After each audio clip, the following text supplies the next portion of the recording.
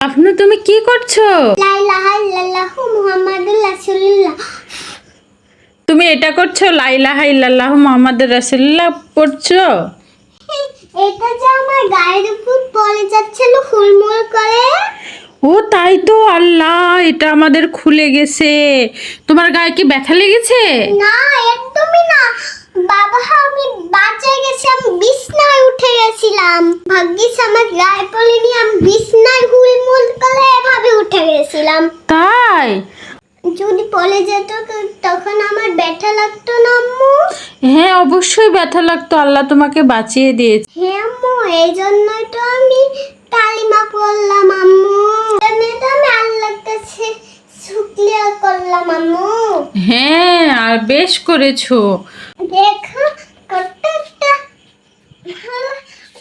ভালো জিনিস আমার যদি গায়ে পড়তো। একটা ভালো একটা জিনিস আমার গায়ে পড়লে আমি আটার মতো চেপটে হয়ে যাব তো। হ্যাঁ, ঠিকই বলছো, তুমি তো আটার মতো চ্যাপটি হয়ে যেত, আল্লাহ তোমাকে বাঁচিয়ে দিয়েছে। আম্মু এটা কিভাবে পড়লো আম্মু বলো তো? এটা ওই যে হচ্ছে প্রাকটা খুলে গেছে, দিয়ে ধুরুম করে পড়ে গেছে। অনেক জলের তো শব্দ হয়েছিল এটা যখন পড়ে যায়। মনে হচ্ছে এটা পট্টার মোটর ফুটে গেছে, ঈদের মোটর। তাই? আমি ভয় পেয়ে গেছিলাম। তুমি তো ছিলে না ঘরে, আমি দৌড় দিয়ে বিছনায় উঠে গেছিলাম। হ্যাঁ, আমি তো শব্দ শুনে অনেক ভয় পেয়ে তোমার কাছে দৌড়ে চলে এসেছিলাম। এটা কখন ঠিক করবা আম্মু? হ্যাঁ, এটা তাড়াতাড়ি ঠিক করতে হবে, না হলে তোমার গায়ের উপরে আবার ধুরুম করে পড়ে যাবে। এটা এটা আমার খাটের মোটর হয়েছে। আজ থেকে আমি এটার উপরেই শুবো।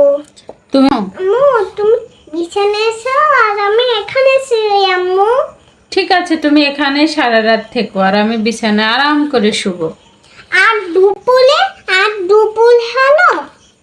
দুপুরে হলো আমি বিছনায় শুবো আর তুমি এখানে শুবা। তাই? হ্যাঁ। আচ্ছা, ঠিক আছে, তাই হবে।